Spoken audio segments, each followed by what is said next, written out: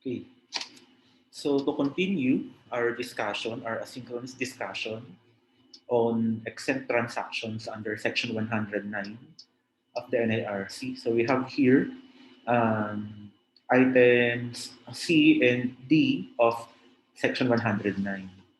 So ito, grino po ko itong dalawa na itong items na ito kasi they both pertain to importations of personal effects.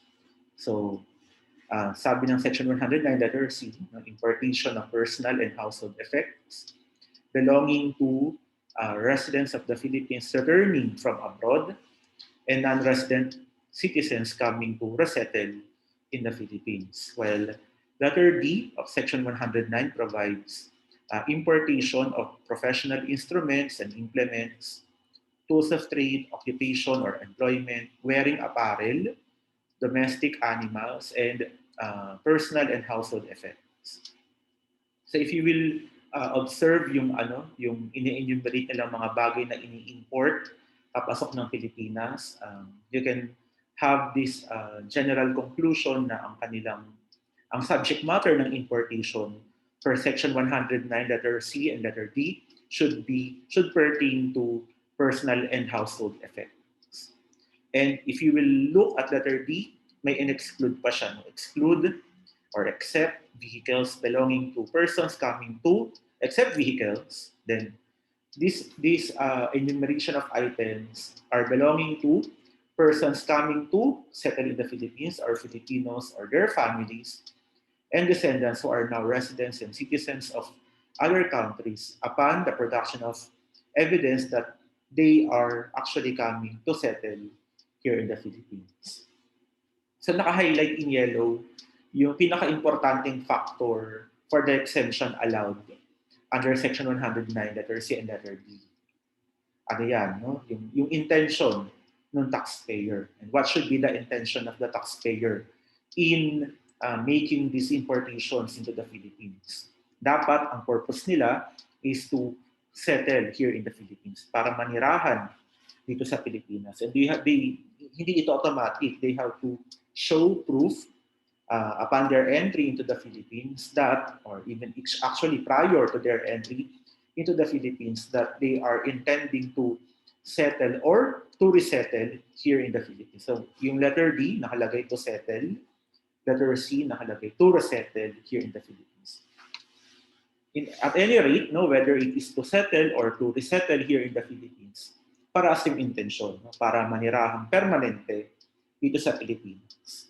So hindi ito matter of simple na nag-i-import ka lang into the Philippines ng mga personal effects. Ibig sabihin kasi ganito, napag-usapan natin before, no, na para magkaroon ka ng liability for business tax, dapat you must be engaged in business. Na kapag yung transaction ay personal in nature, hindi siya nako-cover ng business tax kasi nga personal siya. Diba? Personal transaction should not be imposed with business taxes. Dapat ang mga business taxes na yan ay ipapataw lamang kapag ang transaction ay may patungkol doon sa iyong trade or business. Pero kapag nag-i-import ka, pag ikaw ay nag-i-import, this is what is peculiar with importation. Kapag nag-i-import ka, whether that is for business or for personal use, it will be imposed with value-added tax. So to clarify the distinction, pag nagbenta ako, kunyari meron akong PS5, for example, meron akong PS5, binenta ko siya, at hindi for business yung benta ko, like meron daw akong extra na PS5, nag-decide ako na ibebenta ko yung extra ko na PS5. I am not engaged in business. So I will not be imposed with business tax because I am not doing it in the ordinary course of trade or business. It's an isolated transaction. Nagkataon lang na meron akong item dito na hindi ko naman nagagamit kasi extra lang siya. So I decided na ibenta lang siya. Dahil yung pagbebenta ko, yun nga, ay hindi ko ginagawa in the ordinary course of trade or business, then hindi siya papatawan ng business tax. So wala siyang VAT or percentage tax. It's possible na may income tax, no, kung meron akong na generate or na recognize na income or revenue on the transaction. Kung ako naman ay dealer, no, meron akong business na ang primary purpose ay magbenta ng mga gaming device like Nintendo Switch or PS5, Sony PS5, PlayStation 5. Then every time na magbebenta ako ng mga units na yan, it is expected na ako ay magiging liable for business tax kasi nga I'm doing the transaction, I'm entering into the transaction in the ordinary course of trade or business. Sa ganun kapag nagbebenta, titignan mo merong distinction, titignan mo kung ano ba yung nature ng business ng tao na to or ano yung nature ng transaction. Is he doing it pursuant to his business or not? Kasi if yes, then ang answer natin ay, ang conclusion natin ay meron siyang dapat liability for business tax. If no, isolated transaction lang ito, hindi siya dapat patawan ng business tax because he is not engaged in business. Okay? Set aside natin yung sale transaction. Palitan natin siya ngayon ng importation transaction. Pag ikaw nag-i-import ng, let's say, ng PS5 or ng Nintendo Switch, papasok ng Pilipinas, meron kang tax liability. Meron kang VAT, VAT-able siya. Nag-import ka ng dito, ng mga gadgets. Meron kang value-added tax liability on the importation. Sabihin mo, hindi ko naman ang gagamitin for business, no? Personal 'yan. Hindi ako engaged in, I'm not doing it or the importation, I'm not doing the importation in the ordinary course of trade or business. So ang tanong ngayon, are you still liable for the value-added tax? The answer is yes. So sa importation, if kunyaring dealer ako ang business ko ay magbenta ng mga gadgets na ganyan, nag-import ako, I will be liable for value-added tax. I will have to pay for the value-added tax on the importation. Kapag nag-import ako, I am not engaged in business, I am not dealing with, I am not buying and selling gadgets, then personal ko talagang gagamitin yun, I still have to pay for the VAT component.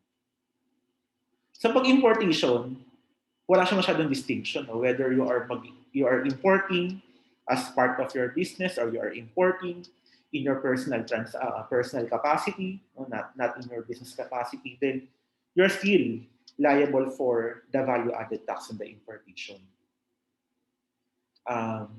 Yung distinction nun, anong pinagkaiba na nag-i-import for business, nag-i-import for non-business? Saka na natin pag-uusapan yung kapag nasa input tax na tayo. Pero ang klaro ngayon, gusto ko lang laruhin for the appreciation of these provisions ay kapag nag-i-import ka, generally, your importation will be subject sa value-added tax, whether you are doing it for business or not. Okay. Pero itong letter C and letter D, they are exempt importations. So parang siya yung among the exceptions to the rule na kapag ikaw ay nag-i-import, you are liable for value-added tax. You may use Section 109, letter C and letter D, to apply for exemption. Pero kakaiba rin to. Hindi siya yung regular na intindi natin for importation. Kasi merong specific na mga tao na pwedeng mag-claim nito. No, sila, sa letter C, yung mga residents of the Philippines returning from abroad and non-resident citizens coming to the Philippines to resettle here in the Philippines. So letter D, after ng vehicles, basahin natin, belonging to persons coming to settle here in the Philippines. So if you will notice, yung letter C and letter D, meron silang common denominator. Traveling or migrating yung taxpayer na covered ng letter C and letter D. Ibig sabihin, kung ikaw na nag-import ng isang item into the Philippines, hindi mo magamit ang provisions ng letter C and letter D if you never left the Philippines. No? Hindi siya applicable sa'yo. Kahit pa yung ini-import mo ay personal effects. Ibig sabihin, household siya, personal or household effect siya. And you are not intending that the item will be used in business. Even if you don't intend to use the item or the goods that you imported into the Philippines for a business, you are still liable for value-added tax. And you cannot make use of letter C and letter D. Because letter C and letter D is applicable only for those persons from abroad and then coming into the Philippines. But may gantong provision. Let us understand yung reason, yung spirit behind the exemption. So imagine, a Filipino who is have long been residing outside the Philippines. And nag-decide na siya, okay na. Nag-decide na ako, I'll be returning to the Philippines with the intention of residing there in permanent, more or less permanent.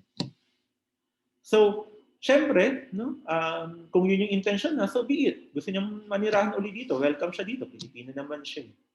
Dito siya pinanganak, dito siya tao siya ng Pilipinas. So, dapat welcoming tayo sa kanya. And how do we help? Paano natin matutulungan? Paano matutulungan ng batas natin itong tao na to na mag-resettle pabalik dito sa Pilipinas? So again, if you will read again yung provisions natin on importations, kung wala itong mga provisions na ito, yung mga dadalhin niyang gamit na pasok ng bansa would be subject sa value-added tax. And it will be burdensome doon sa tao ngayon. Nag-decide na nga siya na babalik siya ng Pilipinas, papahirapan mo pa siya. Ba't mo siya papahirapan? Kasi ini-imposean mo siya ng tax on the items. Siyempre, pagbalik na dito, may dala siyang damit, may mga dala siyang gamit, no? Pabalik dito ng Pilipinas. And again, the general rule is that every time that you are importing items here in the Philippines, whether for business or not, you will be liable for business tax, for value-added tax on the importation. So para hindi na ganun kahirap yung decision nila na bumalik sa Pilipinas or manirahan sa Pilipinas, yung batas natin ay nag-grant ng exemption.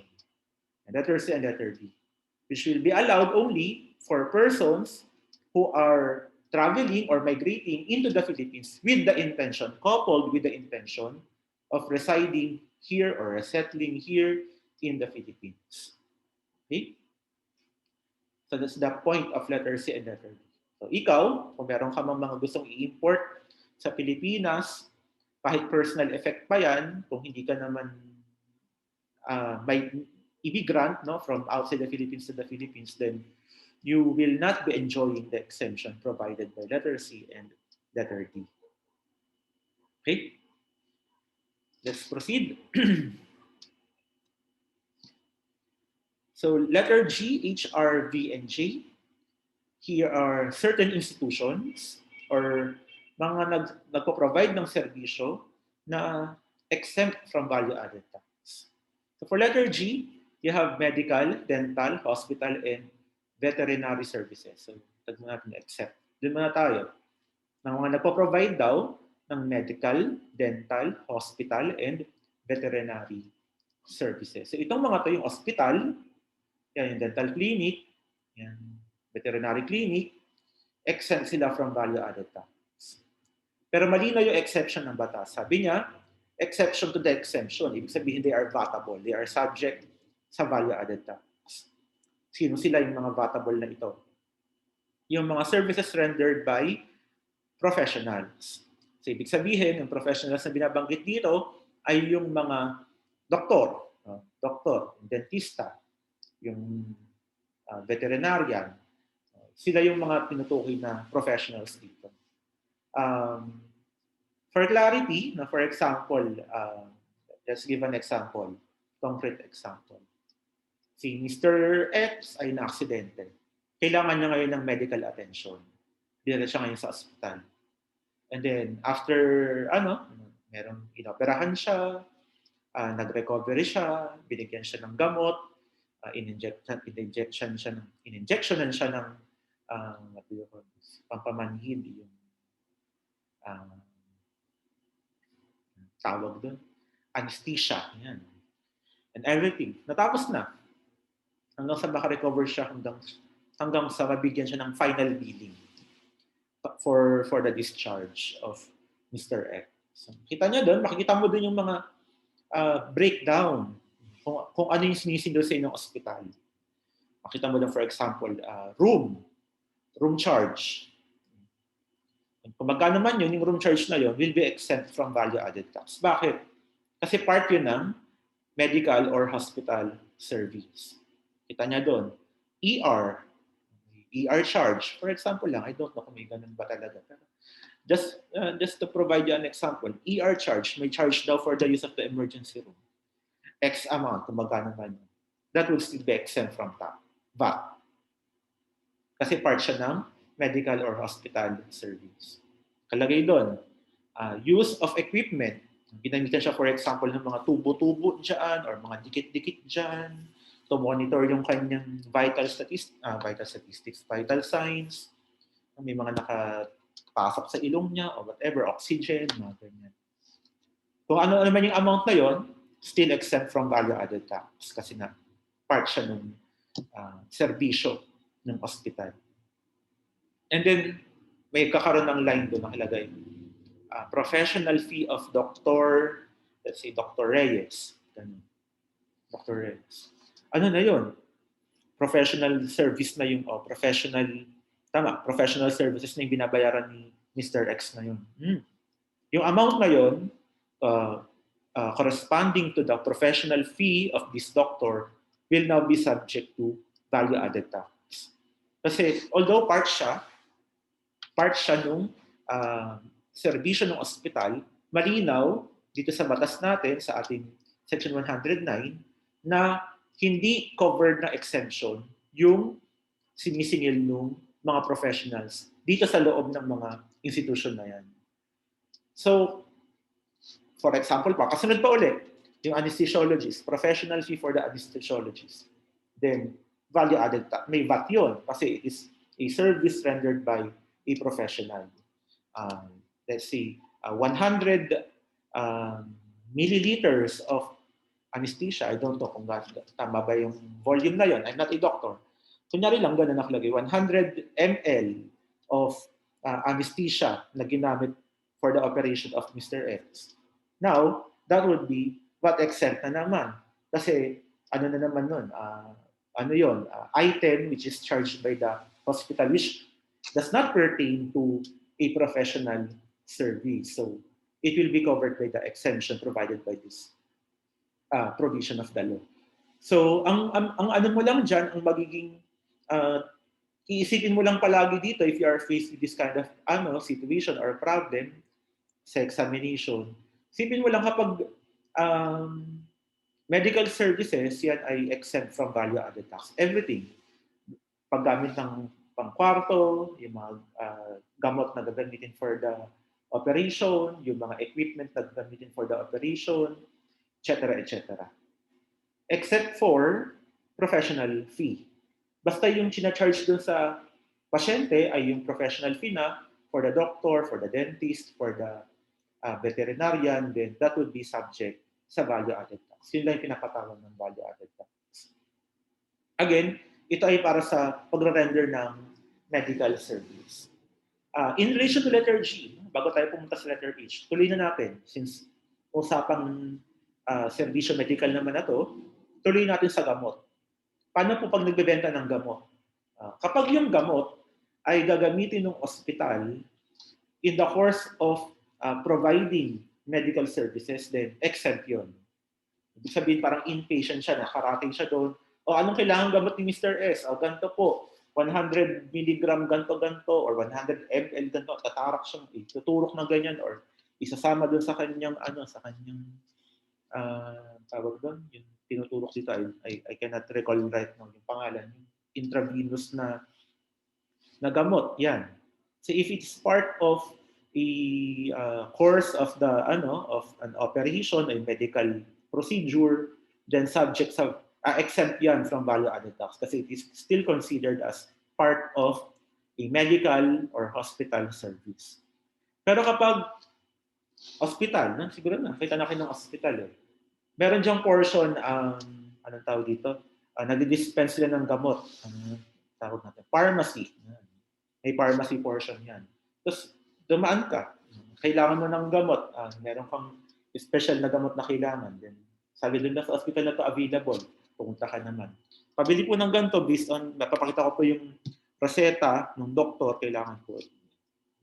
So hindi ka pasyente ng ospital, no? Galing ka sa labas, outpatient ka, bumibili ka ng gamot. Ang tanong, will that be covered by the exemption by the law, Section 109 letter G? It is not exempt. Kasi hindi siya pursuant to the rendering of medical or hospital services. So, vatable yun. Pag nagbenta ng gamot to outsiders or outpatient, I don't know kung exactly kung anong term na ginagamit, pero if it is not for a medical procedure, then hindi siya exempt yung pagbebenta ng gamot. Pero, again, gamot pa rin to, tuloy-tuloy sa gamot. Kapag ang gamot na binibenta ay para sa tatlong bagay, yung trindo natin, meron siyang hinighlight na tatlong sakit. Kung ang gamot na binibenta is to address, una, hypertension, diabetes or high sugar, at saka high cholesterol. Tatlong matataas, no? Hypertension, I think that is high blood. No? Again, I'm not a medical doctor, so if magkaiba yung hypertension sa high blood, I apologize. No? Hypertension, diabetes, at saka high cholesterol. Kung yun yung gamot na ibebenta ng isang pharmacy, even if it is not pursuant to a medical procedure or medical services, it is still considered as exempt from value-added tax. Usapang gamot, summarize natin. Kapag ang gamot ay binibenta ng isang ospital, nagbigay siya ng gamot para gamitin doon sa isang medical procedure, exempt yun. Because yung gamot na yun ay part of rendering medical services. Kapag binenta ang gamot to outsiders, vatable. Because it is not part of a medical service or medical procedure. Pero kahit na sa outsiders pa rin niya binenta yung gamot, pero yung gamot na to ay specifically to address, no, for the purpose of addressing high blood pressure or hypertension, high cholesterol, at saka diabetes, then exempt siya from value-added tax. Pursuant to an amendment introduced by the Tribunal. Okay? So that's it for letter G. Now, let's proceed with letter H. H naman, madali lang to, educational services rendered by educational institutions. Kapag usapan natin to, mga eskwelahan. So kapag ikaw ay nagre-render ng educational services, then you are exempt from value-added tax. Meron bang distinction between private and public? Wala. No? Kung public school ka, state university or college ka, then you are exempt from VAT because you are providing educational services as provided by letter H. Kung private school ka, ganun pa rin. No? You are still exempt from value-added tax. Basic service kasi ito eh. No, basic na service ang letter G, medical services. Basic. No? Pangangailangan siya eh. Educational, ganun din. Pangangailangan din siya. Tandaan natin yung VAT, pwede siyang ipasa. Parang ang konsepto ng batas dito, mahihirapan yung mga tao na mag-avail ng educational service or ng medical service kung papasahan mo pa sila ng value-added tax. Di ba? Gusto ko mag-aral eh. Kaya lang di ko magawa. Bakit? Eh kasi may bayad. O anong may bayad? O bukod dun sa may bayad, may VAT pa. Masyado nang mahirap. No? Mabigat yung bayarin ko dyan. So, para hindi problema yung mga bagay na yan, except from value-added tax, yung mga eskwelahan kapag nagpo-provide sila ng educational services. Ano lang naman to, ang letter H lang naman, kapag iisipin mo lang, part ba yung educational service na nire-render nitong isang institution na ito ng educational system ng Pilipinas. Ibig sabihin, yung pinaprovide niya ba ay education sa batas natin, yung system of education natin, like kinder, prep, nursery, yan. Tapos grade 1, elementary, grade 2 hanggang grade 7. Then senior high, junior high, college, postgrad, masters, doctors, law school o kaya med school, mga ganyan. Ano yan? Part yan ng educational system natin. So, meron kang accreditation from the DepEd, from the CHED, or from the TESDA to provide these services. Okay. Pero, may mga related or mga allied institutions na apparently, educational yung pinaprovide pero hindi naman exempt from that. For example, review school. Enroll ka sa review school. You intend to take the board examination or mag-review ka for. Kanyari lang, graduate ka ng law and you intend to take the bar examination. You will enroll yourself sa review school. Yung pinaprovide na serbisyo ng mga review school ay educational din in nature. But that is already outside the educational system. Tapos na eh, nakagraduate ka na. Kailangan mo lang, hindi naman minamaliit yung serbisyo nila, pero you can dispense with them. If you don't want to enroll, then so be it. No? Gusto mo mag-take ng board examination or ng bar examination, self-review ka, then that's okay. Hindi naman mandatory na mag-enroll ka in a review school. Pero ang point dito, no, kaya ako nabanggit ito kasi educational service din naman yung pinaprovide nila. But they are liable for value-added tax. Kasi nga, it's already beyond the educational system of the Philippines. Ganun din kapag nag-enroll ka, for example, for tutorial services. Yan. Yung pinakasikat na tutorial service na alam ko ay Kumon. Kumon para sa mga bata if they want to exert additional or spend additional time studying. After ng school, meron pang tutorial with your teacher. Teacher din yung tawag sa kanila, no? Or ma'am or sir, o kung ano man. Additional sessions for math or for English or for writing, Filipino, whatever. Yan. Yung Kumon ay educational service din yun. But then again, it is outside. Di ba? Hindi ka naman pipilitin, no? Mag-Kumon ka. Hindi ka naman i-require ng batas natin na mag-Kumon ka. Hindi. Di ba? Kung gusto mo lang, then okay, avail namin yung service ng Kumon. If not, okay lang din. Wala namang penalty for not enrolling in the Kumon. So, VAT walang Kumon. Another example, before we leave letter H, ay yung mga training facilities. For example, nagtatrabaho ka na. Tapos magte-training ka or mag-seminar ka. Yung training at saka yung pag-provide ng training, pag-provide ng mga seminar, educational din yun. Tinuturuan ka eh. Yun yung setup eh.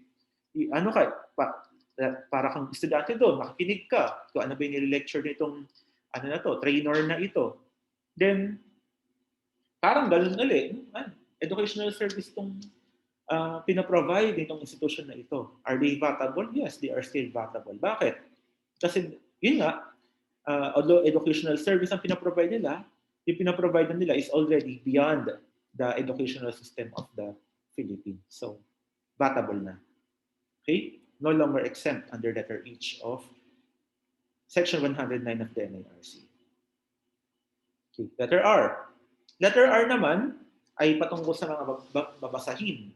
So parang basahin natin. Sale, importation, printing, and publication of books and other printed materials which appear at regular intervals with fixed prices for subscription and which is not devoted principally or primarily for the publication of paid advertisement. So for letter R to apply, naka-highlight naman yung mga requirement. So hindi dahil siya ay printed material, automatic exempt. Most of the time, if you drop by National Bookstore, bumili ka ng libro, meron kang VAT liability, meron kang VAT, may passed on VAT sa'yo, meron kang babayaran ng value-added tax.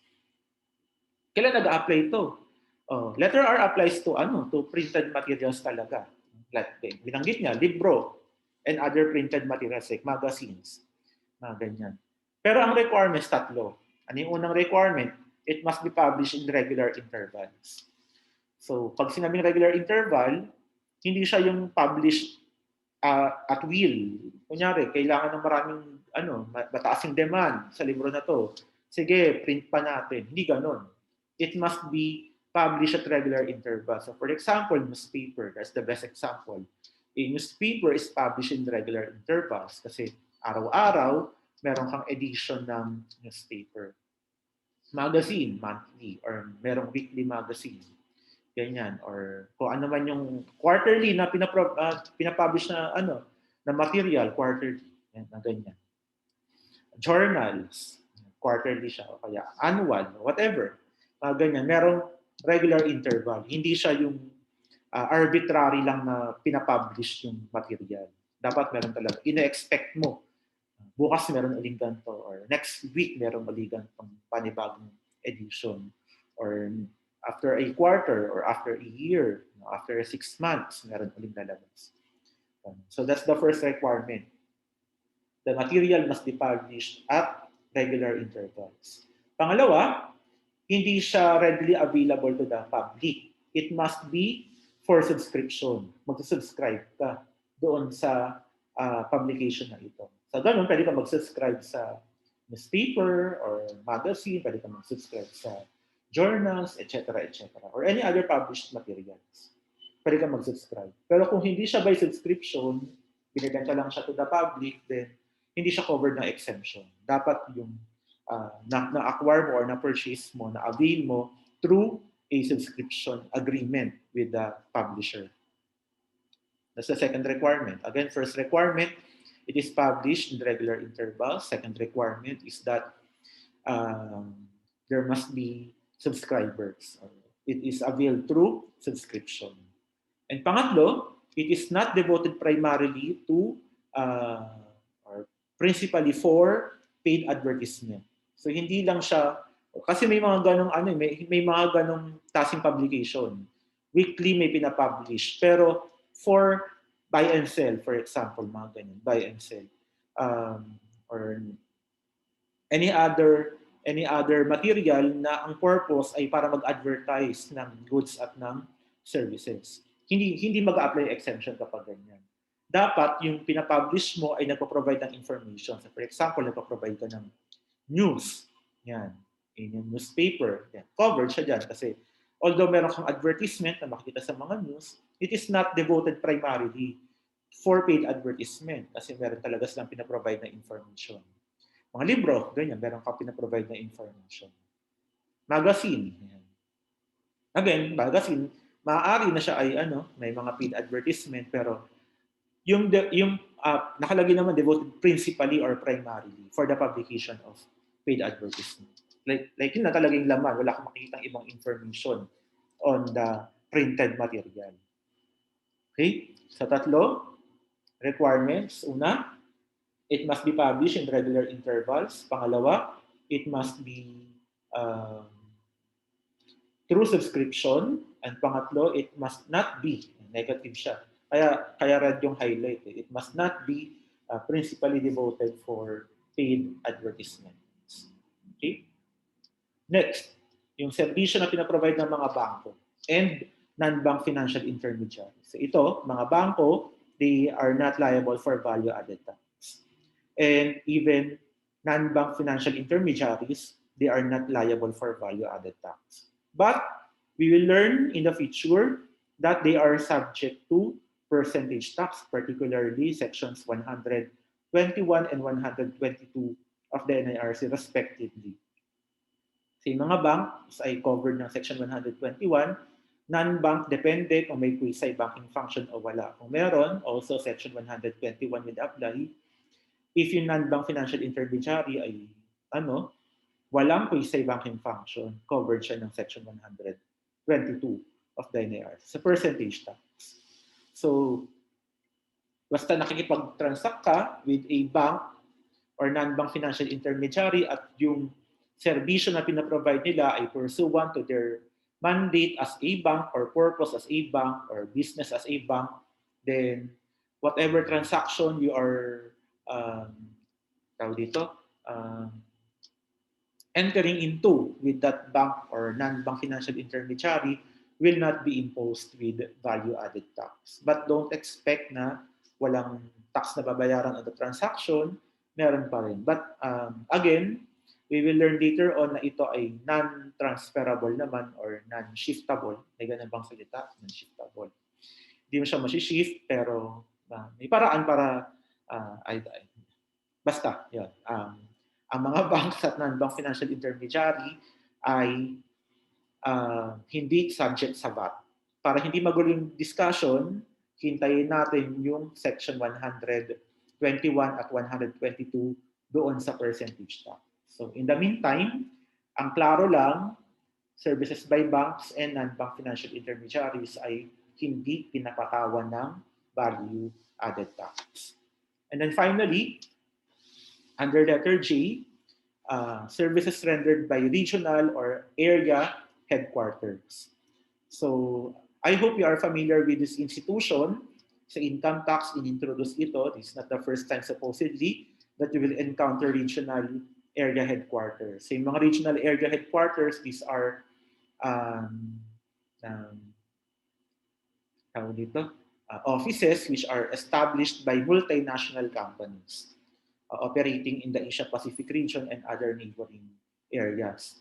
So, pag ikaw ay multinational company and you want, meron kang operations for example sa Philippines, then gusto mo ng headquarters, mag-establish ng headquarters here in the Philippines, may dalawa kang options. Yung una mong option is to establish what we call a regional area headquarter. Regional area headquarter.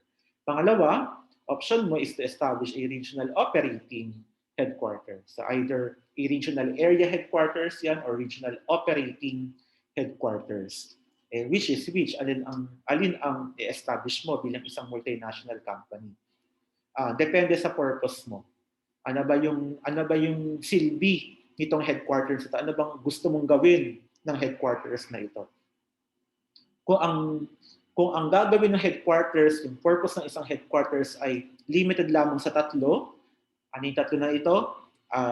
Supervisory, communication, and coordination.